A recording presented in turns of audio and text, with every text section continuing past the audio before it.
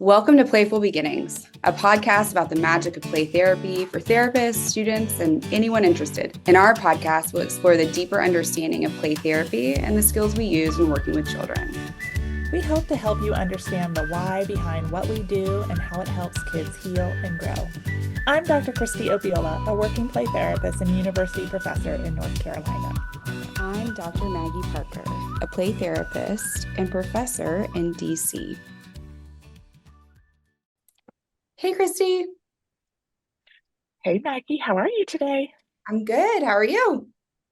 I am doing well. Thank you. Good. So we've done the skills, and limit setting has a lot of content and nuance. And so we've talked the what, the why, the how, and then let's go into some exploration of the ultimate limit and how we have navigated some of these both within our practice and for me within the school system or as a parent as well. Great. Awesome.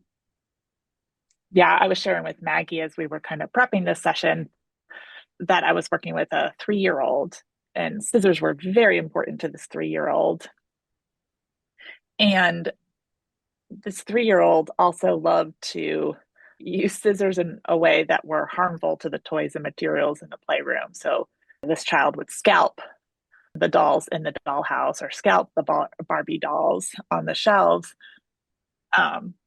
which doesn't sound like too terrible, except most other kids don't want to play with scalped Barbie dolls or scalped dolls, right? That the dolls differentiate and the hair helps to differentiate the dolls, and they're expensive. And so I am not wealthy and cannot just furnish my playroom with a million different dollhouse baby dolls. So anyhow, kiddo came in, scalped the first doll. This was not the first session that they did that.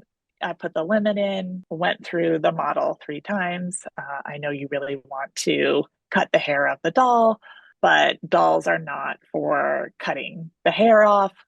You can choose to cut paper or you can choose to cut tape. Now, I do want to say scissors were incredibly important to this kiddo. I started off, they really liked cutting things in the playroom.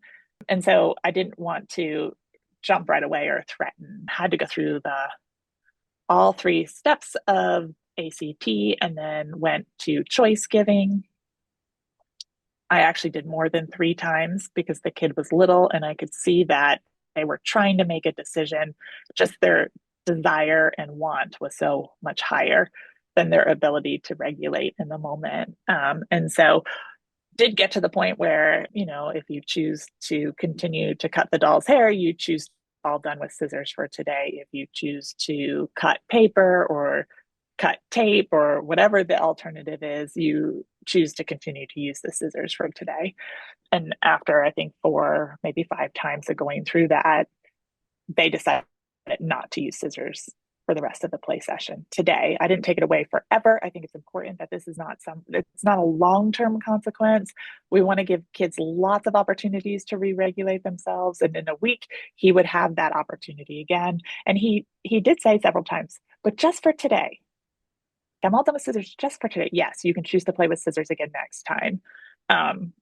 He would give the scissors up and I never took the scissors away. I never took them out of his hand. I never removed them from the space. He put them down. They stayed where he put them. He would refine them, 20 seconds later. It was almost like, okay, I put them down and now I can have them again. But it took us about 7-8 minutes for him to get all the way through where he could get himself regulated enough in the playroom and leave the scissors where he left them. And I did give him the alternative. He could put them in my hand, right? And I could put them on the counter, or he could leave them on the table when he was all done with scissors, trying to give him a sense of control of where the scissors went. He's like, I could put them in the cabinet. I was like, you can choose to put them in the cabinet. That's all okay. And remember, he's 3. So this idea of really regulating is a skill he's still developing. He's still working on and being mindful of that as a play therapist and staying empathic, really trying to convey my understanding of his desire and his want and how important this was. But after, I think it's about 7.5 minutes, maybe 7 minutes, 45 seconds, he's able to get himself regulated enough that he could continue the play session for the remainder of the time and not play with scissors anymore. And most importantly, next week when he came into the playroom, he used scissors in an appropriate way. I never had to go through limit setting for scissors again in the playroom. We did limit setting around other things, but not scissors. He remembered, and he would say that in other sessions, the hair is not for cutting in session. And those, Yeah. you remember the doll's hair is not for cutting. He's like, yep, I don't want to be all done with scissors for today, because the desire for scissors was so strong for this kiddo. He just loved scissors. I also knew at home he wasn't allowed to play with scissors. So this was one of the few spaces that he was given permission and complete control in the session to play with scissors in many of the ways he would want. And so reminding ourselves of that can be really helpful. Was it challenging? Yes. Did I feel like I was on repeat? Yes. But was it really important for him to see that he could get himself under control and he could still have a desire and a need, right? Which is playing with the scissors. And if he used them in ways that were socially acceptable, then he can use them in many of the ways he would want to in the playroom. Yes. And that was more important to me than me taking scissors. And I actually show this video to some of my students, and they're, why did you not take the scissors away? He handed them to you. Why did you not hide them or done it? And I said, my goal is not solely to stop the behavior, but to help him know that he's able to get himself under control and he's able to still have a desire and need and get it met in ways that are appropriate. If I take them from him or I pick up and remove them, then that can be problematic. Now, there are times, now I do want to say one of the things, he did threaten to cut my hair, right, with the scissors. And he grabbed a corner and had the scissors. And I am tall. You can't see that on this podcast, but I am a tall female. And I could stand up easily and he would not have access to my hair.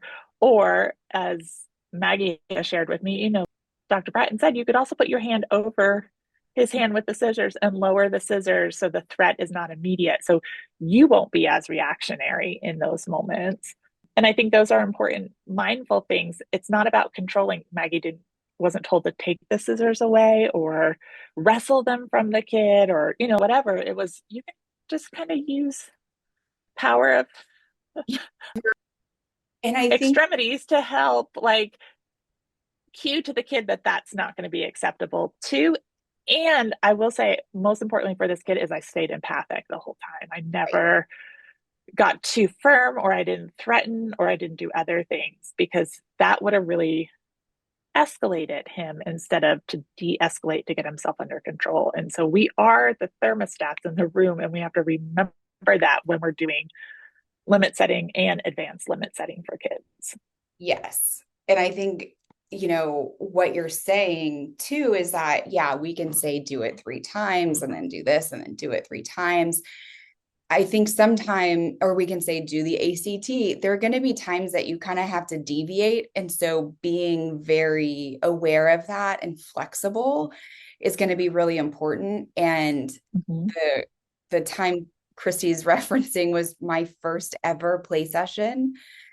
So I was talk about pressure. I was in Dr. Orlander's class and Dr. Bratton was supervising me.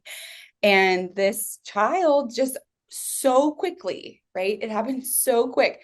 Was sitting at the craft table in front of the two-way mirror and just took the scissors, put their hair up and went boop and cut their bangs. And in the meantime, I'm going, you really want to cut your hair? Hair's not for a cut. And then it was over. And that's when Dr. Bratton was, it might be okay to do this first and say, oh, you really want to cut your hair. Hair is not for cutting. And so I had to go and tell mom or whomever was there that they had cut their hair. And thankfully they were understanding. But a year later, I was still seeing this child and they wanted to brush my hair at the craft table.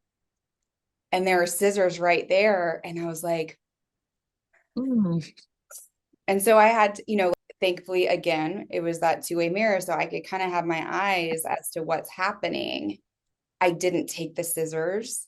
I didn't, I didn't eliminate that possibility. And I Yeah. trusted the child. Did I have to regulate myself deeply? Yes, I did. I was having, but that child deserved my trust, and she had it, and she needed it. And, it was important, and she didn't even try it. It was not even part And, of the repertoire. and it doesn't mean because you had a little bit of caution, because sometimes the kiddos that we see in the playroom, maybe they're coming because they need support and regulation or help with impulsivity or whatever their presenting concerns are, where they may appear one way and then have these sudden blips of brilliancy that can cause problems, right? So it's okay. I think it's okay, Maggie, to have that level of caution in those moments. And I don't think any of us want kids to cut our hair. No. We go to Most of us go to professionals to get our hair cut, not our child clients to cut our hair. So I Yeah. think that's another thing just to be thoughtful of, you know, when you're saying, and I was going to use the two-way mirror to keep myself calm Yeah. because it would give me warning if she did, grab the Right. scissors. Yeah, you're aware. Mm-hmm. You have to, you're alert, you're aware of what's happening, and trusting in that child did not even go there. And so I think that was an important lesson for me. And I remember having to calm myself and making sure that I was okay, that I would, Mm-hmm. that because what would then happen within the relationship if the child then did cut my hair, and how would I respond in that way? And I Yeah. think that, as we kind of explore some of these things, one, and we're going deeper, but something that I thought was really cool that you've talked about, and I would really appreciate if you would kind of explore it, is when we talk about the emotional safety, Mm-hmm. what does that look in the room? And you've had some pretty intensive experiences around limit setting within that capacity, while Yeah. recognizing the needs of the child and balancing that with how we respond and the limits to that. Yeah. Mm, such a tough one for me. The emotional Okay. safety. I think not in a bad way. I think it just so many thoughts are going through my head as we're talking about this. I think for first and foremost, really the belief in children and belief in the process is really grounds me in really challenging limit setting or challenging emotional relational struggles with kids. I have shared this on the podcast before. One of the populations that is my area of specialty are kids who have a lot of attachment disruptions. So, if that's adoption, if that's foster care, if that's some type of parental child break. And so, I do get some cases that have a lot of um, emotional instability and a lack of trust in relationships, and sometimes as defense mechanisms kids will have behaviors that are more challenging in the playroom, such as if emotions feel so unsafe or relationships feel so unsafe, they're going to use a lot of defense mechanisms against building a secure relationship consistently in the playroom. So I do want to start it by saying that. So what Maggie is talking about is that I worked with a school age child who used a lot of defense mechanisms to protect herself in relationships. And here I am, child centered, believe strongly in the relationship, wanting to convey empathy and unconditional positive regard, and watching my own congruence in session, and really showing up for this kid week after week, where her experience in relationships were so threatening that here this Pollyanna-esque therapist who really wants to be kind and nice felt so untrusting to her that she would use a lot of verbal assaults back and forth in session. So she did a lot of ridicule, critiquing, name calling, At one point, she told me if I could just stop breathing, that would be really helpful because just me trying to breathe was so noisy and annoying to her. That was not something she was interested in being close to or around during our session, which doesn't sound like a lot, but when you really think about that, you're like, wow, even the way I breathe bothers you, as well as the way I speak, the way I do my hair, the clothing choices I make. We met during lunchtime, and so she often brought her lunch in. And my supervisor at one point suggested maybe eating lunch at the same time so that almost parallel play, we could be in the same space and see if that provides some safety for her. And I chewed too loud, and I can't believe you brought that for lunch. So it was just a lot of constant It feels like so critical many responses. conversations I have with Lee. I'm like, you're breathing too loud, you're walking too loud, you're eating too loud. Except this is not my partner, and this is not the Right. person I've like chosen to be in a relationship with. I've chosen to see, but that's a Yeah. very different relationship. Yes. But it was a lot of personal attacking back and forth, name calling, and she had some choice names to say. And so setting limits around some of that is challenging in the sense of yes, these are not socially acceptable, so I should be setting limits, but there is a need, a desire, an emotional response that this is coming from. I sought a ton of supervision in this case because this was a challenging case. And this was not one or two times. This was a whole school year of getting the same type of responses from the child. Trust me, when I questioned is CPT the approach for this kiddo, and every time I had a question, this kid made a shift, a positive shift in their life. They either were able to drive in the car, and I was not the only person getting this, by the way. This is this child's way of being. So at the start, the teacher had shared this kiddo had no friends.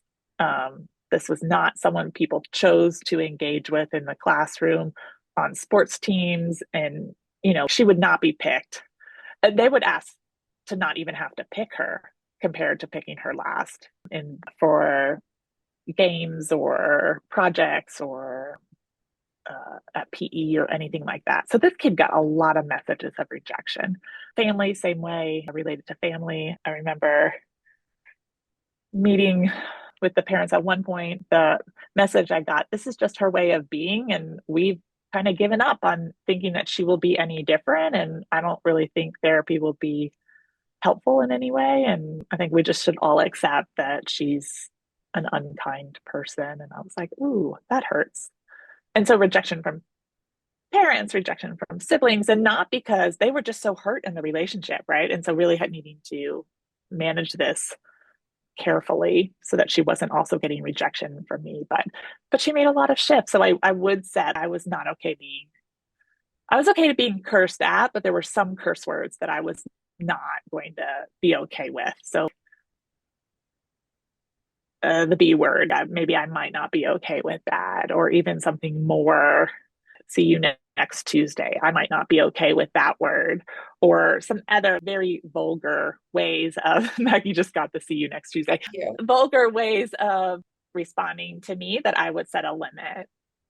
The other thing I really had to acknowledge is that there was going to be times that her approaches did hit a really tender spot with me, and I reacted instead of responded with a limit setting or reflecting or something like that. And it was my responsibility to repair in those moments and let her know that, oh, man, that really touched me in a spot that I didn't recognize. And I came back in a really unkind way to you. And I'm sorry, that's not my intent in here. Even though I think that was her goal, I Right. think she really liked when she could penetrate my wall of acceptance sometimes because that's what she was accustomed to. So I led into that. And then to be able to repair was really important. But it is hard emotionally. And I needed to carefully schedule her because it was hard to just jump from her to another kid. I needed a few minutes to resettle my nervous system in response to that. Supervision was really important in talking about this client and my experience of this client and the areas she did push in on for me, right? Both with my supervisor, but also in personal counseling to make sure that I was not creating ill will for this child or feeling I couldn't be helpful. And when those questions or any of that stuff came up, it was really important for me to process through that with people I really trusted and felt that could give me good guidance. And I'm a big proponent of taping your sessions. This child absolutely refused to assent to taping. So it was not something that I had videotape on. I got consent from the parent, but the child was adamant. And it was one area I feel I could give her in our relationship. So there were many times I wish I had it on video, not to share this child with the world for teaching purposes in the future, but for my own growth. Let me see what's happening for me in these moments. Am I as congruent as I think I'm trying to be? Am I able to be empathic when someone is shooting daggers at you left and right and you're working so hard to protect yourself? It's a really rare case. I have not had another client with that level of just wanting to harm the Yeah. relationship as a whole. I've had kids who've done a lot of protective behaviors around relationships, scratching and cutting. And I know that I've shared that on here as, you know, anytime you would get anywhere relationally close or they would come to seek relational closeness that felt so threatening, they would do something to push it away. So one of my kiddos would scratch. And so I would leave with scratch marks on my face. But it was not, she wasn't doing it cognitively. It was more of a really deep level safety seeking kind of thing. And I think that's where supervision and really thinking about what is the purpose of the behavior for the kid is really important for our own emotional safety. And setting limits is okay. It is okay to set limits from being called the B word or other vulgar words that are really hurtful to you. I wouldn't say don't do that. Just understand where that behavior is coming from, because then we can communicate the limit in a way that is really empathic and communicate or acknowledge the feeling or want or desire for the kiddo. Yeah. But and as I had better understanding, I could do that better. And I think it Yeah. became more effective for them than Yeah. just people aren't were calling bad words. Yeah. So I don't know if that's what you were targeting, Yeah. Maggie, And when I you were think bringing it up, but it is because it's really tough to know. And mm-hmm, there are things that I really like that don't bother me.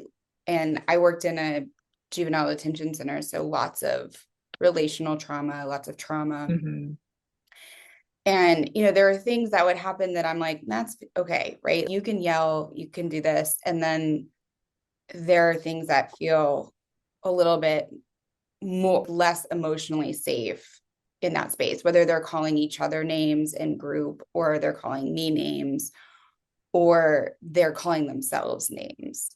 And so trying to kind of set limits around them. You know, there are some things that would come up that, you know, obviously this is with teenagers, but they'd be like, we're going to jump you. Everyone's mad at you because I had to yeah. report something. I'm like, okay. And I was pregnant and I was just, oh, all right. And they're like, what are you going to do? Are you going to fight us? And I was like, no, absolutely not. I care about you deeply. I'm not going to Mm-hmm. fight you. You know, you're really upset with me and you want to fight me and I will not fight you back. Yeah. And they're like, what are you going to do? Well, likely I'd fall into the fetal position and scream until a guard came. And that's probably where we're going to go, you know? And then that kind of, because I didn't immediately shut them down and I was trying to have that conversation. Again, they were older, so that conversation was different, but it kind of took the wind out of their sails a little bit. You know, they were like, oh, you're not responding the way we thought you Well, would. yeah. And I often think for many kids, as their behaviors escalate, we react to it. And so we Mhm. try to get bigger, louder, Yes.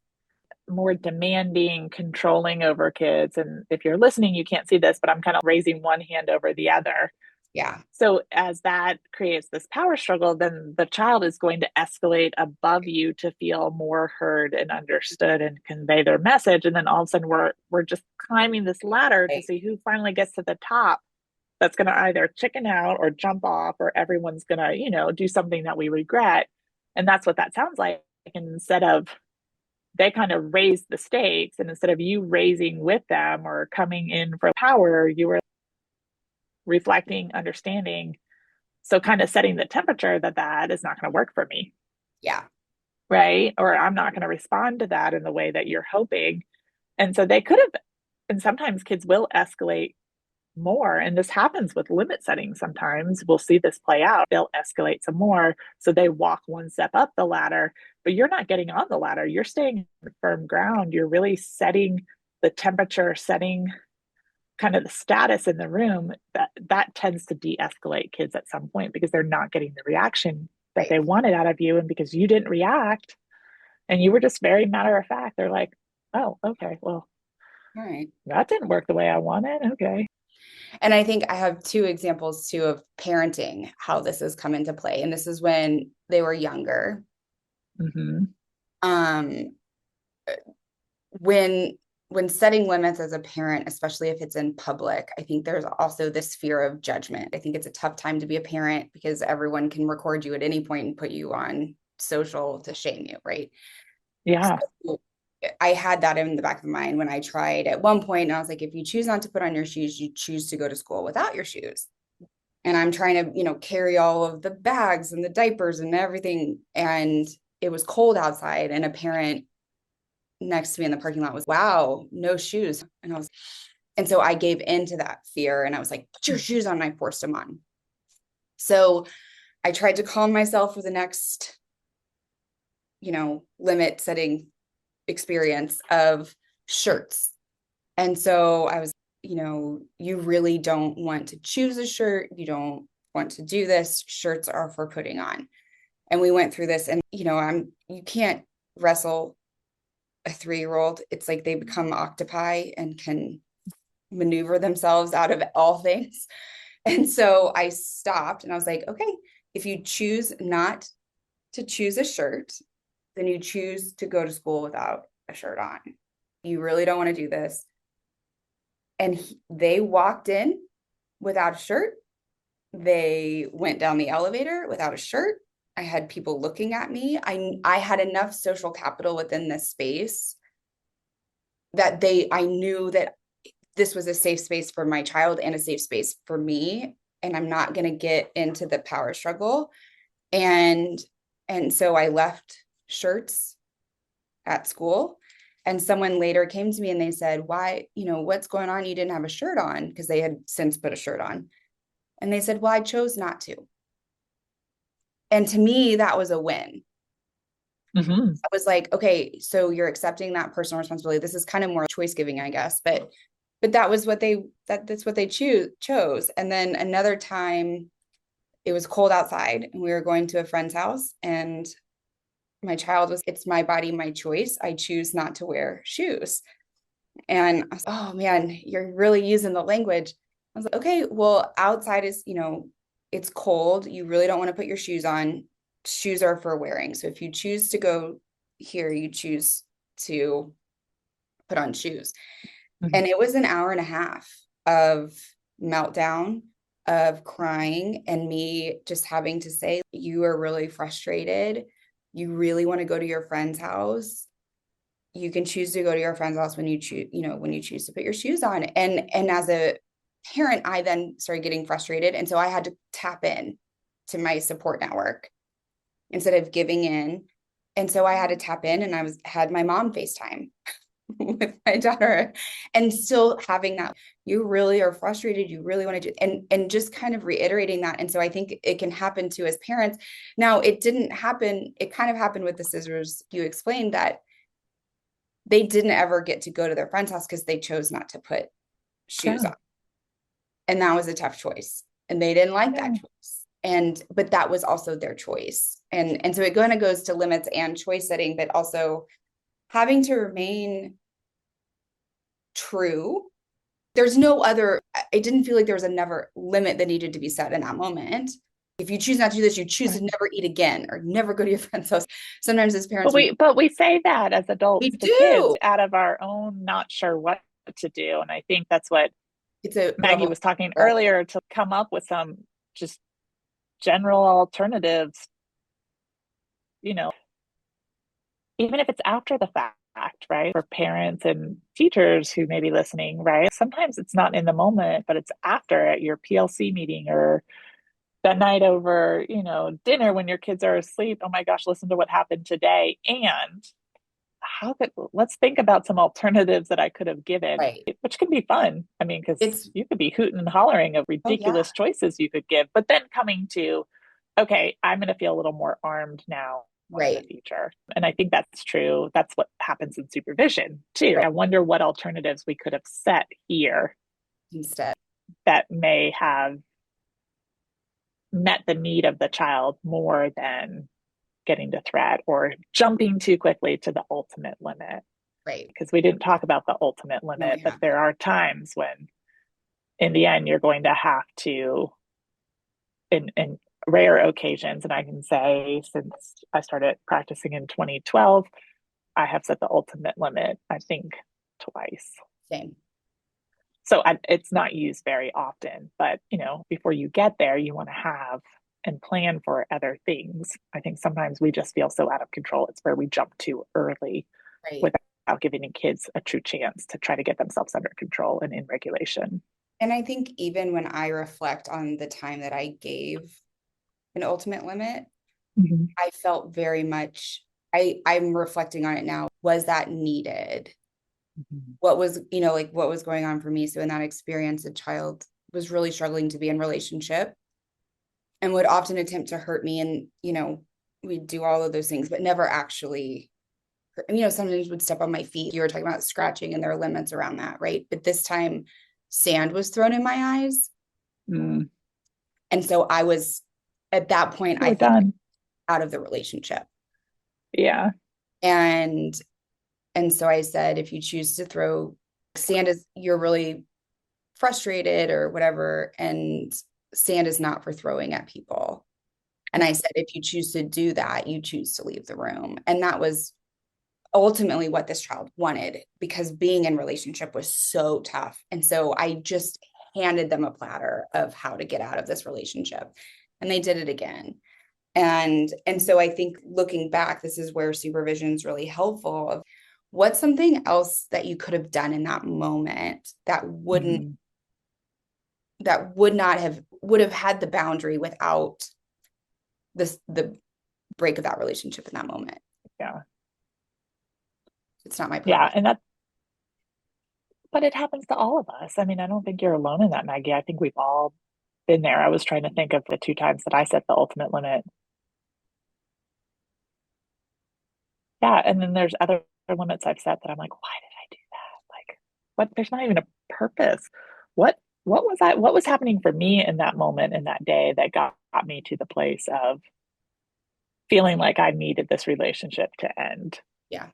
Yeah. And then there's other times I've said it that I'm like, this child needed to know that that behavior was not okay. Yeah. Right. And that our Other way. playtime is going to end. I will say it is something you should talk about parents in your initial consult about, your sessions are 45 minutes. There may be moments for your child that we may end early. Let's talk about what those are and why those are in place. And in those moments, what will be most helpful. So I don't want you to interrogate your child about why. I don't want you to shame or blame them. Just let the consequence of leaving early be the consequence. Conversations. Conversations. Also, if I'm going to need your help, I won't remove a child from a playroom, but I'm happy for a guardian to at times, in the sense that I'm not physically going to put my hands on a child to get them out of the playroom. But I might ask a parent to do that. And again, I've only used that very sparingly. I can think of one client that the client was so out of control, they needed help leaving the playroom at the Yeah. end. I But think that that's an important thing to explore too, because I'll see that a lot on posts is they won't leave the room. So that is a very rare occurrence if I'm going to invite the parent in to assist me in that. yeah. I don't know if I've ever used that, because I'm able to set the limit and the cues, standing Mm-hmm. up, You're not turning going to out the the light, door. opening the door, all of these things. And when you stop then responding and using the skills of what they're doing and focus on, you really want to keep playing, now is time for leaving, it kind of takes the fun out of Yeah. continuing to stay, of what they want, what they about the room in and of itself, right? So I think Yeah. for those listening, this is not something that Christy and I would do in under quote unquote normal circumstances of a child just having No. And I will say that I asked the parent to come in after 20 minutes of asking the child to leave the playroom. yeah. And it just kept escalating her instead of de-escalating her. Um, and I had talked to the parent about it early. And then in our last consult, we kind of revamped it because I saw it becoming more problematic. But yeah. And then the parent tried to coax them out of the room, bribe them out of the room. I was like, please just pick her up and take her out of the room. Don't go through all of that. We've talked about this. At that point, you're so tired, and your Really? next client is sitting in the waiting room, and you're like, I need us to finish this up right now. So sometimes pressure is in there too, and pressure can really play a role in how we respond at times. And so maneuvering through that is important. Yeah, I think that's really important, is understanding, because I find the times that I struggle most with limits are when I'm worried about other people that are around, or the volume level, or if there's a painting on the wall and they want to throw a ball. I really don't care if they throw a ball, but I would care if we broke the frame. So thinking about those things as you're entering a space and creating a playroom or entering into a playroom, okay, what are some things that I need to consider, and where might that be? I think helps you feel more prepared in that moment. And So in saying all that, that does not mean we come in and we say, here are the no. rules to the playroom. We would only set them when a child is skirting on that border of harming self, harming others, harming materials, harming the space, doing something that would be socially unacceptable or would Right. cause some type of problem or damage the relationship in some way. Those would be the reasons we would set a limit. Yeah. And just to give an example of social acceptability, because sometimes people don't really know what that means, I have two. I worked in a school at one point, and at the school, our playroom was not right off the main office, but was kind of across the hall in a conference room, off a conference room. So close enough. And this kiddo was little, but was really feeling themselves. And, you could play in many of the ways you want in here. He's like, let me see. Can I play in this way? Sure. Can I play in this way? Sure. Let me try all these curse words. Now, in my office, I would be totally okay with that. In a school setting, I'm not okay with that. And I'm not okay with that because it's not okay in this environment. And he would be punished as he left the playroom because I know they could hear us. And he wasn't just saying them, he was screaming them at the top of his lungs. So everyone could hear him saying curse words, right? So I would put a limit on that. So that's one example of social acceptability, is that in space with me, it's socially acceptable, but outside of the space and in the environment that we're currently in, that would be a problem. And that may be true in your office too, if you have parents who have really strong feelings about something. The other one was I allowed a child to use our easel paints and paint our faces. So she painted Oh her yeah. face and my face as panda bears. Or panda bear. So black eyes, white, not thinking about what that would look like as we went out to the waiting room. And I knew her mom would not have a problem with it. But what about all the other moms sitting in the waiting room now watching my face painted and were maybe horrified at the fact that, would you go to that extent? I'm not okay with that with my child. And so, right. So then it was okay to paint, but then we had to wash our faces before we left Right. the playroom. So are there other ways to navigate that? I also came to find out that even though easel paint is washable, some colors don't come out as well as others, and some leave stains on your skin. So black paint around your eyes will color the skin around your eyes blue because that is the base paint, and blue does not wash off of the skin very well. So then I would have completely looked like I had been beaten up every time I left the playroom. So that also became problematic, just as a fun, Yeah. you live and learn, everyone, you live and Yeah. learn. But so then setting limits around face painting, right? Faces aren't for painting. We could paint hands because parents weren't as bothered by hands being painted, but they may be bothered by us coming out looking tigers, panda bears, whatever we may be, zombies, whatever it is for kids today may not be the right response. Yeah. So to base realities in the playroom, to social standards may also be a requirement that you have, even though you don't have a problem with your face being painted, we might need to set a limit because the rest of the world might have a problem with that. And we don't want to set the kid up for anything, as well as we want to make sure everyone feels safe coming into this space. And Yeah. so those would be socially acceptable, why we might set a limit, Yeah. just to give examples of two ones that I can think quickly off the top of my head. Yeah. Yeah. Well, Christy, this was really helpful. I know this was much longer than our 30 minutes. Well, so for those listening right now, what we're going to do is we've talked about the what and the how. I mean, I'm sorry, we talked the what and the why. We've talked about how, and then we'll have an episode on kind of what this looks in Examples. different ways in which we've done this and discuss the ultimate limit Yeah. and what that looks like. So because limit setting seems it's a big thing, we want to give And it. it's challenging as a therapist. It is a very different way of working with kids. And so I do think I'm glad we've taken the time to explore it uh, pretty thoroughly. Yeah, I agree. So make sure to look up our socials and Play Therapy Space on Facebook, the Play Therapy Space on Instagram. We are on YouTube if you want to watch us. That we put out a lot of clips that might be helpful, hopefully.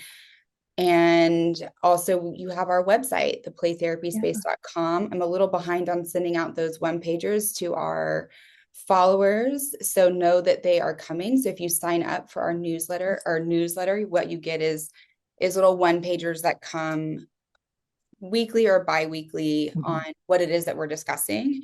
And Yes.